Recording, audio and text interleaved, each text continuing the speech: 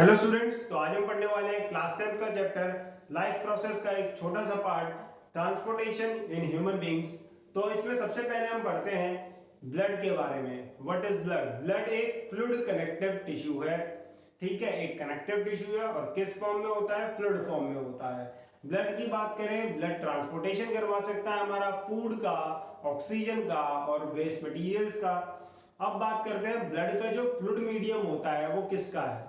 मतलब जो ब्लड का फ्लूइड मीडियम है वो उसका नाम क्या है? उसका नाम है plasma. Blood consist of a fluid medium जिसे हम कहते हैं प्लाज्मा, और उस प्लाज्मा के अंदर हमारा आरबीसी, डब्ल्यूबीसी और प्लेटलेट्स क्या रहती हैं? सस्पेंडेड। अब यहां बात करते हैं हम प्लेटलेट्स का काम क्या होता है। तो जैसे बाय चांस किसी के इंजरी हो जाती है उस टाइम पे जो ब्लड की लीकेज होने लग जाती है, ब्लड का लॉस होने लग जाता है, तो कुछ समय बाद तुमने देखा होगा कि थोड़ी देर बाद वो ब्लड का वहां से लीकेज होना बंद हो जाता है, क्योंकि वहां पर क्या बन जाता है? क्लॉट बन जाता है, खून का थक्का बन जाता है। तो वो जो ब्लड क्लॉट बनता है वहां पर, उसे बनाता कौन है? उसे बनाता है हमारा प्लेटलेट्स। तो ये हो गया। अब बात करते हैं प्लाज्मा की। तो प्लाज्मा किस किस चीज का ट्रांसपोर्टेशन कर सकता है? तो प्लाज्मा हमारा ट्रांसपोर्टेशन करवा सकता है कार्बन डाइऑक्साइड का, फूड का और हमारे बॉडी के अंदर बनने वाले नाइट्रोजनस वेस्ट प्रोडक्ट्स का। ये ट्रांसपोर्टेशन करवा सकता है फूड का, कार्बन डाइऑक्साइड का और नाइट्रोजनस वेस्ट का। ठीक है, किस फॉर्म में होता है? डिसॉल्व्ड फॉर्म में। कौन करवाता है? प्लाज्मा। अब ऑक्सीजन का ट्रांसपोर्टेशन कौन करवाता है? ऑक्सीजन को कैरी कौन करता है? आरबीसी, क्योंकि आरबीसी के पास होता है हमारा एक रेड पिगमेंट जिसका नाम है हेमोग्लोबिन। ठीक, अब यहां पर जैसे हमने बोला कि blood is a fluid connective tissue, तो हमारे पास ट्रांसपोर्टेशन के अंदर एक और फ्लूइड होता है, मतलब ट्रांसपोर्टेशन ऑफ ह्यूमन बींग्स जो हम पढ़ रहे हैं उसके अंदर हमारा एक और फ्लूइड होता है जिसका नाम है टिश्यू फ्लूइड, या उसका नाम है लिम्फ। तो अब ये लिम्फ क्या है इसके बारे में समझते हैं। थ्रो अब क्या होता है, लिम्फ बनता कैसे, पहले वो समझते हैं।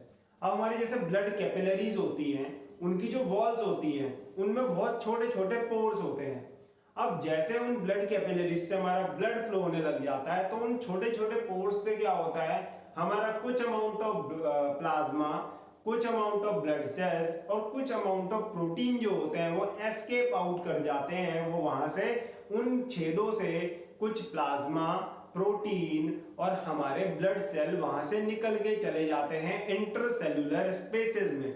कहां चले जाते हैं? इंटरसेल्यूलर स्पेसेस में टिश्यूज के, और वहां जाके वो बनाते हैं लिम्फ, टिश्यू फ्लूइड। लिम्फ का ही दूसरा नाम है tissue fluid. Through pores present in the walls of the capillaries, मतलब जो पोर्स प्रेजेंट है हमारी कैपिलरीज की वॉल्स में, वहां से कुछ small amount of plasma, protein और ब्लड सेल क्या कर जाते हैं? एस्केप आउट कर जाते हैं। कहां एस्केप आउट करते हैं? इंटरसेलुलर स्पेसेस में एस्केप आउट कर जाते हैं टिश्यूज के, और वहां बनाते हैं हमारा लिम्फ और टिश्यू फ्लूइड। समझ में आया पहला पॉइंट। अब बात करते हैं कि ये टिश्यू फ्लूइड या लिम्फ जो है वो कैसा है।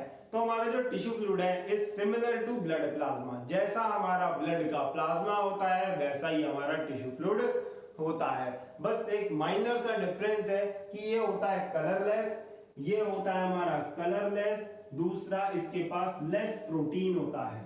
ठीक है, ये लिखा है point. It is similar to blood plasma, ये ब्लड प्लाज्मा जैसा ही होता है, पर ये होता है कलरलेस और कलरलेस, और दूसरा इस पे होते हैं less amount of protein.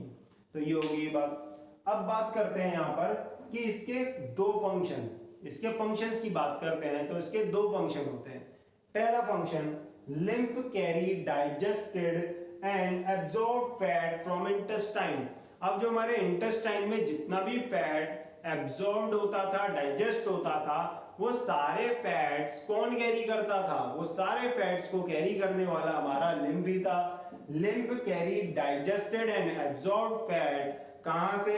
Intestine से। तो पहला फंक्शन हो गया। अब आते हैं इसके सेकंड फंक्शन पे। तो इसका सेकंड फंक्शन होता है ड्रेन एक्सेस फ्लूइड। जितना भी हमारा एक्सेस फ्लूइड होता है एक्स्ट्रा सेलुलर स्पेसेस में, जो हमारा एक्स्ट्रा सेलुलर स्पेसेस है उनके अंदर जो भी एक्स्ट्रा फ्लूइड है उसे वापस से ब्लड में डालने का काम भी लिम्फ का ही होता है।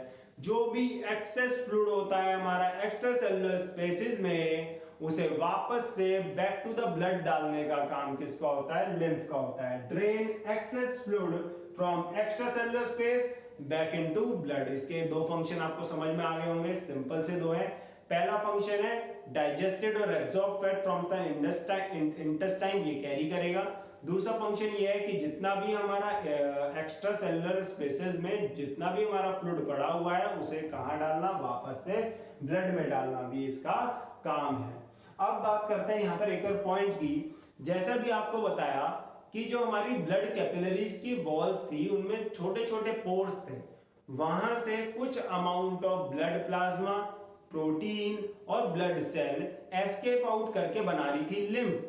मतलब वो लिम्फ जा कहां रहा था? इंटरसेलुलर स्पेसेस में। अब इंटरसेलुलर स्पेसेस में लिम्फ आ गया ना, अब वहां से उन इंटरसेलुलर स्पेसेस से लिम्फ पहुंचता है हमारा लिम्फेटिक कैपिलरीज पे।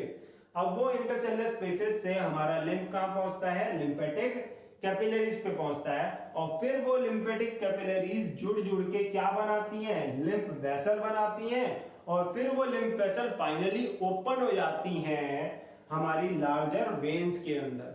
समझ में आया? दोबारा से सुनो।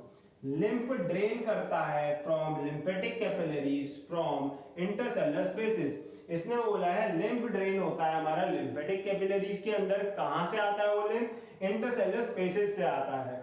फिर उसके बाद ये जो हमारी लिम्फेटिक कैपिलरीज होती हैं ये जुड़ के क्या बनाती हैं? ये जुड़ के बनाती है हमारी लिम्फ वेसल। और ये जो लिम्फ वेसल बनती है ये फाइनली ओपन कर जाती है हमारी लार्जर वेन्स के अंदर। समझ में आया पॉइंट? दोबारा से मैं एक बार ये बताता हूं।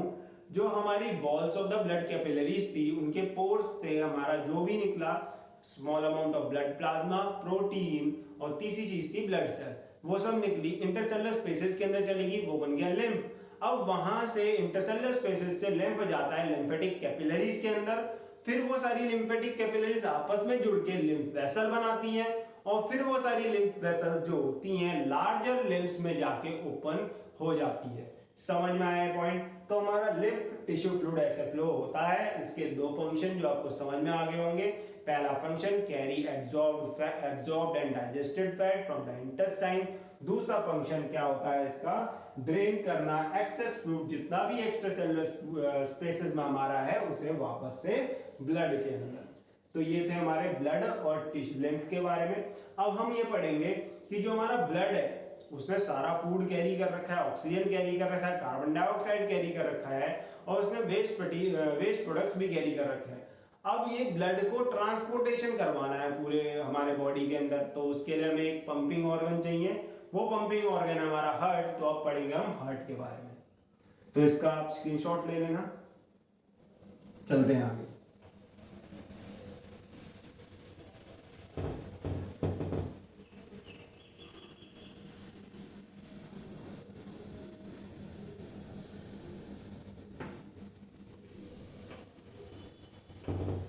तो आते हैं हमारे पंप मतलब हार्ट की बात करते हैं।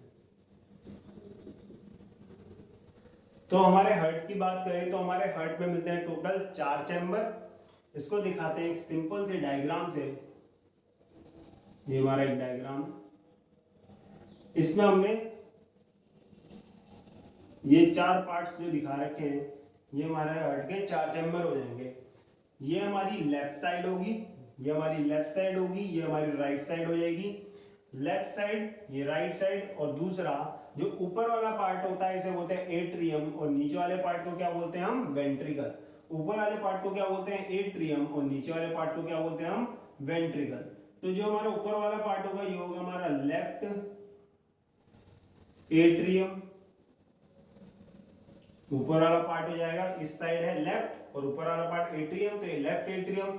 ऐसी नीचे वाला पार्ट जो है वो वेंट्रिकल है, वो लेफ्ट साइड पे है, तो लेफ्ट वेंट्रिकल। ऐसी इस तरफ पे हमारा ये राइट साइड हो जाएगा, ये हमारा राइट साइड है। राइट साइड पे अपर पार्ट जो है ये राइट एट्रियम हो जाएगा और ये राइट साइड पे नीचे वाला पार्ट हमारा राइट वेंट्रिकल हो जाएगा।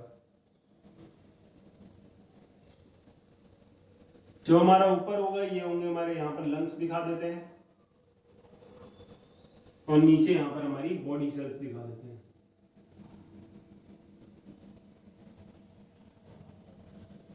अब पार्ट्स, ये हमारे चैम्बर्स, 4 चैम्बर हार्ट के हो गए, हमारे लंग्स हो गए, हमारी बॉडी सेल होगी। अब लंग्स से जो है हमारा ब्लड आ रहा होता है लेफ्ट एट्रियम में। अब लंग्स से ब्लड आता है लेफ्ट एट्रियम के अंदर। अब लंग्स से जो ब्लड आ रहा होता है वो ऑक्सीजन वाला ब्लड होता है, ऑक्सीजनेटेड ब्लड होता है, वो तो समझ गए। अब जो ब्लड आ रहा है वो किस वेसल के थ्रू आ रहा है, पहले उसका नाम समझते हैं। तो लंग्स से जितनी भी चीजें वेसल्स जुड़ी होंगी उन वेसल्स के नाम में आप लगा देना पल्मोनरी। लंग्स से जो भी वेसल्स जुड़ी होंगी उनके नाम में लगा देना आप पल्मोनरी। तो नाम में लगा दिया पल्मोनरी, ठीक है। जितनी भी वेसल्स लंग्स से जुड़ी उनके नाम में पल्मोनरी लगा दिया। उसके बाद ये जो वेसल है ये हार्ट के पास ब्लड लेके आ रही है। ये एक ऐसी वेसल है जो हार्ट के पास, हार्ट पे लेके आ रही है ना। तो कोई भी वेसल हार्ट पे ब्लड लेके आती है तो उसका नाम है वेन। जो भी वेसल हार्ट पे ब्लड लेके आती है उसका नाम होता है वेन। तो ये हार्ट पे लेके आ रही है तो ये वेन होगी। लंग से जुड़ी थी तो पल्मोनरी, तो इसका नाम हो गया पल्मोनरी वेन। अब ये पल्मोनरी वेन से जो ब्लड आ रहा था वो कैसा था, ऑक्सीजनेटेड ब्लड। ये हमारा जो ब्लड था ये हमारा ऑक्सीजनेटेड ब्लड था। अब ये ऑक्सीजनेटेड ब्लड हमारा लंग्स से आता है लेफ्ट एट्रियम पे। अब लेफ्ट एट्रियम पे आता है तो लेफ्ट एट्रियम पहले रिलैक्स रहता है, ये पूरा भर जाता है। और जब ये पूरा भर जाता है तो यहां पर लगे होते हैं हमारे वेल्व्स, ये वेल्व लगे होते हैं। इस वेल्व का नाम भी है बाइकस्पिड वेल्व। इस वेल्व का नाम है बाइकस्पिड वेल्व। अब जैसे ही ये लेफ्ट एट्रियम पूरा भर जाता है तो यहां से हमारा ब्लड यहां पहुंचेगा लेफ्ट वेंट्रिकल के अंदर। तो कैसे पहुंचेगा, ये वेल्व जैसी ओपन होंगे तो सारा ब्लड यहां पहुंच जाएगा। अब इन वेल्व की बात करें तो वेल्व का काम क्या होता है, valve prevent back flow of blood. Valves का काम क्या होता है, हमारे ब्लड का बैक फ्लो नहीं होने देना। हमारे ब्लड का बैक फ्लो नहीं होने देना ये कौन करवाता है, वेल्व करवाता है। जैसे कि ये एक वेल्व लगा हुआ है यहाँ पर। अब वेल्व का ऐसा होता है कि वेल्व एक गेट टाइप है जो कि एक ही डायरेक्शन में ओपन हो सकते हैं। अगर ये खुलेंगे तो इसी डायरेक्शन में खुलेंगे, कभी ये उल्टी डायरेक्शन में नहीं खुल सकते। तो इसका मतलब जब ब्लड को यहाँ से यहाँ जाना होगा तो ऐसे खुलेंगे, ब्लड सारा इधर आ जाएगा, उसके बाद ऐसे बंद हो जाएंगे। उसके बाद वो जो ब्लड नीचे जाएगा ना वो वापस ऊपर नहीं आ सकता कभी भी, क्योंकि यहाँ क्या लगे हैं वेल्व, क्योंकि वेल्व प्रिवेंट करते हैं back flow of the blood. तो ब्लड का कभी भी बैक फ्लो यहाँ ऊपर नहीं होगा, क्योंकि अब वेंट्रिकल्स जो है हमारे लेफ्ट वेंट्रिकल जो है वो करेगा कॉन्ट्रैक्ट। अब जब वो कॉन्ट्रैक्ट करेगा हो सकता है कि वो ब्लड वापस चले जाए, तो ब्लड बैक फ्लो ना करे उसके लिए यहाँ लगे होते हैं वेल्व्स। अब ये करता है कॉन्ट्रैक्ट, और कॉन्ट्रैक्ट करने के बाद ये हाई प्रेशर में ब्लड को भेजता है बॉडी सेल्स के पास। अब अभी मैंने आपको बताया जो वेसल ब्लड हार्ट पे लेके आती है उसका नाम वेन है, और जो वेसल हार्ट से दूर लेके जाएगी उसका नाम होता है आर्टरी। जो भी वेसल ब्लड को हार्ट से दूर ले जा रही है उसका नाम होता है आर्टरी, और ये वाली आर्टरी का नाम है एओर्टा। इस वाली आर्टरी का नाम है एओर्टा। अब जो एओर्टा है इसके अंदर कैसा ब्लड है, इसके अंदर भी हमारा ऑक्सीजनेटेड ब्लड है। इसके अंदर भी जो ब्लड फ्लो हो रहा है वो ऑक्सीजनेटेड ब्लड ही फ्लो हो रहा है। अब ये ब्लड क्या हमारी बॉडी सेल्स के पास, इस ब्लड के अंदर क्या था, ऑक्सीजन था। हमारी बॉडी सेल्स को ऑक्सीजन की जरूरत थी तो उनने इससे ऑक्सीजन ले लिया और क्या किया, अपना वेस्ट प्रोडक्ट इसमें डाल दिया। अपना वेस्ट प्रोडक्ट इसमें डाल दिया, और बॉडी सेल्स का वेस्ट प्रोडक्ट क्या होगा, CO2 होगा। तो इनने क्या, बॉडी सेल्स क्या करती हैं, हमारा इस ब्लड में से ऑक्सीजन ले लेती हैं ऑक्सीजनेटेड ब्लड में से, और उसमें अपनी CO2 डाल देती हैं और उसे बना देती है डीऑक्सीजनेटेड ब्लड। और फिर वो डीऑक्सीजनेटेड ब्लड आता है हमारा राइट एट्रियम पे। अब ये डीऑक्सीजनेटेड ब्लड मतलब ऐसा ब्लड जिसके अंदर CO2 डाल दी गई है वो आ रहा है राइट एट्रियम पे। अब ये ब्लड जो कहां जा रहा है, हार्ट के पास जा रहा है। ये ब्लड जो है हमारा कहां जा रहा है, ये ब्लड हमारा हार्ट के पास जा रहा है, तो जो हार्ट के पास लेके जाएगी उसका नाम क्या बताया, वेन, और ये वाली वेन का नाम है वेना केवा। अब जो ये वेना केवा है इसके अंदर कैसा ब्लड होगा, इसके अंदर हो जाएगा डीऑक्सीजनेटेड ब्लड। इसके अंदर जो ब्लड होगा वो डीऑक्सीजनेटेड ब्लड फ्लो हो रहा होगा। अब वो डीऑक्सीजनेटेड ब्लड यहाँ जाता है, फिर उसके बाद यहाँ पर भी लगे होते हैं हमारे वेल्व्स। तो ये वेल्व यहाँ लगा हुआ है, इस वाले वेल्व का नाम होता है ट्राइकस्पिड वेल्व। इसमें 3 कस्प होते हैं, उसमें 2 होते हैं, तो उसमें से उसका नाम ऐसा था, तो हो जाएगा हमारा ट्राइकस्पिड वेल्व। तो हमारा ट्राइकस्पिड वेल्व हो गए। ये यहाँ पर जैसी ब्लड इसके अंदर आया, ये पहले भर जाएगा, उसके बाद ये वेल्व खुलेंगे, ब्लड इसके अंदर चले जाएगा। अब वो ब्लड जैसे इसके अंदर आएगा तो उसके बाद राइट वेंट्रिकल से वो ब्लड जाता है हमारा लंग्स में। राइट वेंट्रिकल से जो ब्लड जाता है वो पहुंचता है हमारा लंग्स पे।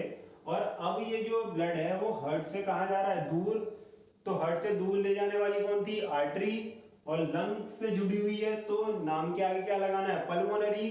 तो उस आर्टरी का नाम हो जाएगा पल्मोनरी आर्टरी। तो हो जाएगी हमारी पल्मोनरी आर्टरी, ये होगी हमारी पल्मोनरी आर्टरी, जो कि हमारा डीऑक्सीजनेटेड ब्लड को लेके जा रही है कहां, लंग्स के पास। लंग्स के पास डीऑक्सीजनेटेड ब्लड है हमारे। अब यहां बात करते हैं जो लंग्स हैं इन्हें क्या करना है। अब इस डीऑक्सीजनेटेड ब्लड से CO2 ले लेता है लंग्स, और क्या करता है, इस डीऑक्सीजनेटेड ब्लड से CO2 ले लेगा और इस ब्लड में क्या डाल देगा, O2। इस ब्लड से CO2 ले लेगा, इस ब्लड में डाल देगा O2। ठीक है, जैसे O2 डालेगा ये ब्लड हो जाएगा ऑक्सीजनेटेड, फिर इसका दोबारा ऐसे फ्लो होना शुरू हो जाएगा। तो ऐसे हमारा ब्लड का ट्रांसपोर्टेशन होता है हमारे हार्ट के थ्रू। तो आपको ये समझ में आ गया होगा कैसे, दोबारा समझिए। लंग्स से पल्मोनरी वेन से ऑक्सीजनेटेड ब्लड आया लेफ्ट एट्रियम के अंदर, फिर वेल्व्स ओपन हुए, लेफ्ट वेंट्रिकल के अंदर गया, लेफ्ट वेंट्रिकल कॉन्ट्रैक्ट किया, उसके बाद ये जो हमारा ब्लड था वो फ्लो कर गया एओर्टा के अंदर, वहां से वो पहुंचा ब्लड सेल, बॉडी सेल्स पे। बॉडी सेल पे जैसे ही पहुंचा तो बॉडी सेल्स ने उससे O2 ले लिया, ऑक्सीजन ले लिया और CO2 डाल दिया, मतलब वो बन गया डीऑक्सीजनेटेड ब्लड, जो कि वेना केवा से होता हुआ पहुंचा राइट एट्रियम पे। जैसे ही यहाँ पर पहुंचा तो यहाँ पर हमारे वेल्व्स हुए ओपन। वेल्व जैसे ओपन होंगे तो हमारा ये ब्लड यहाँ पहुंचेगा, फिर ये दोबारा कॉन्ट्रैक्ट करेगा राइट वेंट्रिकल। जैसे ही कॉन्ट्रैक्ट करेगा तो हमारा जो ब्लड है वो कहाँ पहुंच जाएगा, लंग्स के पास, पल्मोनरी आर्टरी से होता हुआ। ठीक है, और इसके अंदर जो ब्लड होगा वो डीऑक्सीजनेटेड होगा। तो ये आपको समझ में आ गया कि ब्लड फ्लो कैसे होता है, ब्लड का ट्रांसपोर्टेशन कैसे होता है। ठीक, अब इसमें एक पॉइंट मैं ऐड करता हूं कि हमारा जो ये ब्लड का ट्रांसपोर्टेशन हो रहा है इसमें ऑक्सीजनेटेड ब्लड और डीऑक्सीजनेटेड ब्लड कभी मिक्स नहीं हुआ। डीऑक्सीजनेटेड ब्लड और ऑक्सीजनेटेड ब्लड कभी मिक्स नहीं हुआ। और ऐसा क्यों नहीं हुआ, क्योंकि 4 चैम्बर थे, इस वजह से नहीं हुआ। और इसका फायदा क्या हुआ, अगर डीऑक्सीजनेटेड और ऑक्सीजनेटेड ब्लड मिक्स हो जाता तो हमें हमारी बॉडी पे जो ऑक्सीजन सप्लाई मिलती वो क्या मिलती, कम मिलती। अगर ये मिक्स नहीं हुआ तो ऑक्सीजन सप्लाई ज्यादा है, पर अगर ये ब्लड हो जाता मिक्स तो हमारे को जो ऑक्सीजन सप्लाई मिलती वो क्या मिलती, कम मिलती। और वो कम ऑक्सीजन सप्लाई से हम अपनी एनर्जी रिक्वायरमेंट्स जो है उसे पूरी नहीं कर पाते। अब हमारी एनर्जी रिक्वायरमेंट क्या है, तो बर्ड्स और मैमल्स की बात करें तो बर्ड्स और मैमल्स की बात करते हैं तो बर्ड्स और मैमल्स के एनर्जी रिक्वायरमेंट जो होती है बहुत ही ज्यादा हाई होती है। और क्यों होती है, क्योंकि बर्ड्स और मैमल्स जो होते हैं वो होते हैं वार्म ब्लडेड, और वार्म ब्लडेड एनिमल्स जो होते हैं उन्हें रेगुलर एनर्जी, लगातार एनर्जी खर्च करनी पड़ती है अपने बॉडी टेम्परेचर को मेंटेन करने के लिए।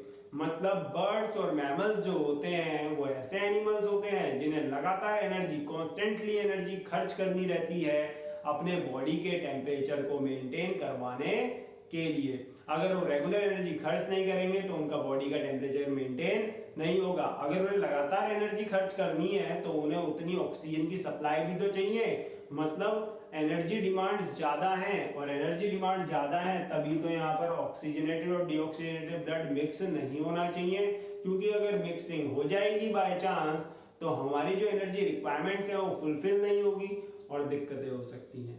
तो ये समझ में आया।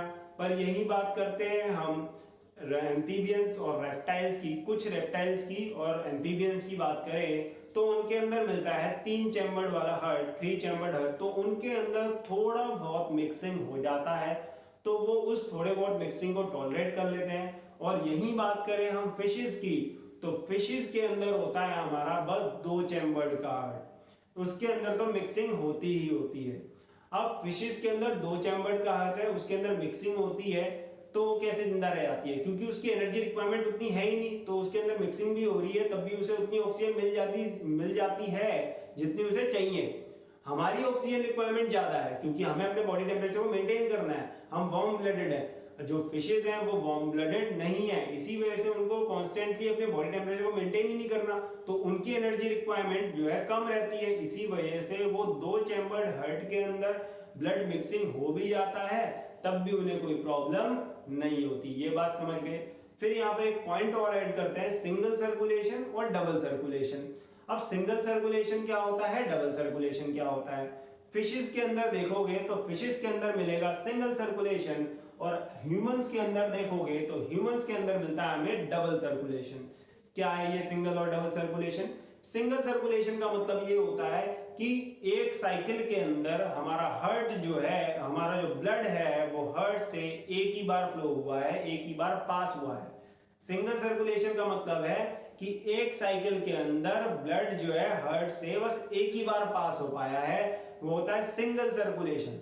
और डबल सर्कुलेशन का मतलब क्या होता है? एक साइकिल के अंदर हमारा जो ब्लड है वो हार्ट से 2 बार पास हो पाया है। डबल सर्कुलेशन का मतलब क्या होता है कि एक साइकिल के अंदर हमारा जो ब्लड है वो हार्ट से 2 बार पास हो पाया है। उसको देखते हैं यहाँ पर। अब ये हमारी पूरी कंप्लीट एक साइकिल ही थी, इसमें बस एक ही साइकिल दिखा रखी है। अब इस एक साइकिल में आप ढंग से देखोगे तो हमारा जो ब्लड है वो एक बार पास हुआ हार्ट से, ये एक बार हो चुका है, फिर ये ऐसे आया, फिर ये दूसरी बार पास हुआ नहीं हुआ। एक साइकिल के अंदर जो हमारा ब्लड है वो हार्ट से 2 बार पास हुआ है। दिख रहा है क्या? दोबारा से समझो।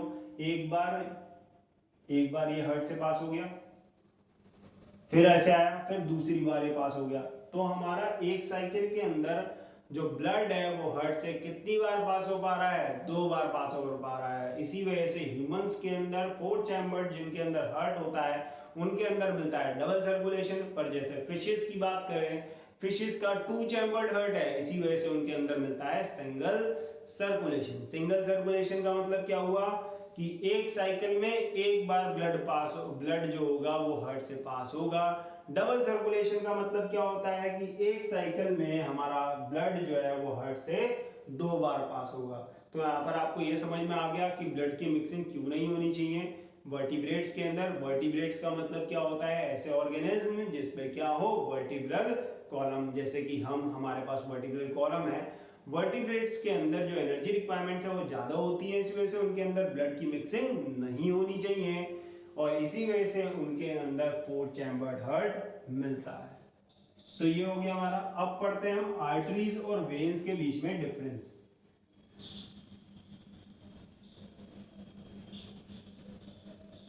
आर्टरीज और वेन्स जो हमने पढ़ी है यहाँ पर, उसके बीच में एक छोटा सा डिफरेंस है, उसे खत्म करते हैं, बाकी ये टॉपिक पूरा हमारा हो जाएगा खत्म उसके बाद। तो सिंपल से सबसे पहला एकदम सिंपल सा डिफरेंस क्या होगा कि आर्टरी का काम होता है ब्लड को कहां लेके आना या कहां से लेके जाना। आर्टरी का काम होता है ब्लड को हार्ट से दूर लेके जाना। It will take blood away from heart, ये ब्लड को हार्ट से दूर लेके जाता है आर्टरी के अंदर। और यही बात करें वेन में, it will take blood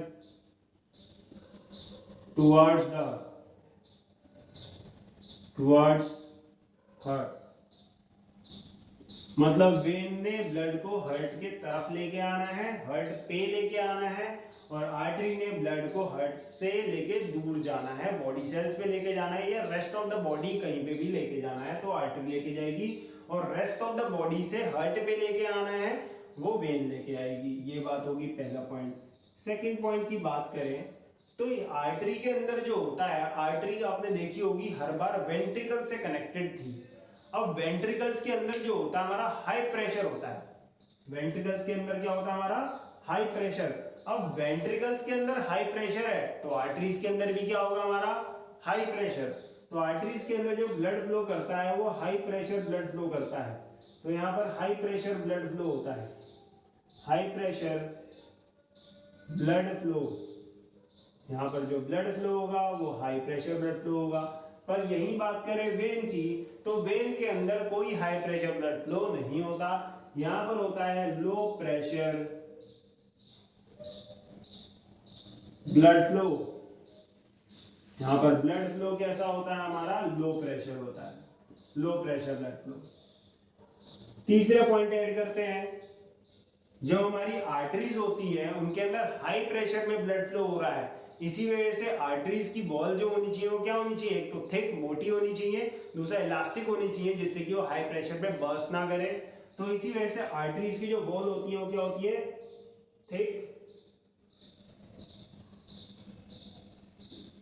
thick and elastic walls. इसकी वॉल्स कैसी होनी चाहिए, थिक और इलास्टिक होनी चाहिए। पर यही बात करते हैं वेन की, तो वेन की वॉल्स कैसी रहती है, उसके अंदर तो हाई प्रेशर ब्लड फ्लो करता ही नहीं, तो वेन्स की वॉल होती है थिन वॉल्स, इसकी हो जाएंगी हमारी थिन वॉल्स। फिर आते हैं फोर्थ पॉइंट पे, तो फोर्थ पॉइंट ये है कि हमारे जो वेन्स होता है, वेन्स के अंदर वेल्व प्रेजेंट होते हैं और आर्टरीज के अंदर कोई वेल्व्स नहीं होते, यहां होते हैं वेल्व्स एब्सेंट, वेल्व्स एब्सेंट, यहां पर होते हैं वेल्व्स प्रेजेंट। ये बात याद रखना। सबसे पहला पॉइंट आर्टरी में ये हो जाएगा कि ये ब्लड को कहां लेके आती है, हार्ट से दूर लेके जाती है, वेन हार्ट पे लेके आती है। इसके अंदर हाई प्रेशर में ब्लड फ्लो होता है, इसके अंदर लो प्रेशर में ब्लड फ्लो होता है। अगर हाई प्रेशर में ब्लड फ्लो होगा तो वॉल्स कैसी होनी चाहिए, थिक एंड इलास्टिक होनी चाहिए। इसकी वॉल्स के अंदर इसकी बात करें तो इसमें लो प्रेशर होता है, इसी वजह से वॉल्स कैसी होनी चाहिए, थिन वॉल्स होनी चाहिए। इसके अंदर वेल्व्स प्रेजेंट नहीं होते, इसके अंदर वेल्व प्रेजेंट होते हैं जिससे कि बैक फ्लो क्या हो ना हो ब्लड का। तो ये हो गया हमारा आर्टरी और वेन।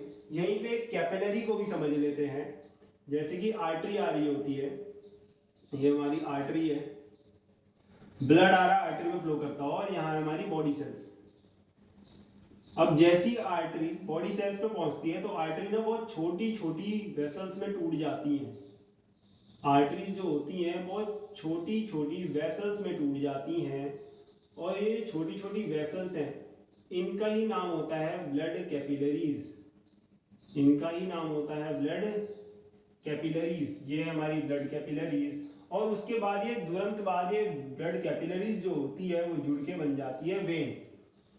क्या समझे, दोबारा देखो, ये आर्टरी है, इसमें ब्लड आ रहा था, ये ब्लड आया, जैसी arteries blood cell body cells के पास, बॉडी टिश्यूज के पास पहुंचती है तो ये छोटी छोटी वेसल्स में टूट जाती है, और ये इतनी छोटी होती है कि इनकी थिकनेस देखी जाए तो इनकी जो थिकनेस होती है वो होती है 1 सेल थिक, बस एक सेल की थिकनेस जितनी इतनी थिकनेस होती है कैपिलरीज की, मतलब बहुत ही ज्यादा क्या होती है, पतली होती है। आर्टरीज जो होती है ऐसी पहुंचती है बॉडी सेल्स के, बॉडी टिश्यूज के पास, तो छोटी छोटी वेसल्स में टूट जाती है जिनका नाम होता है कैपिलरीज।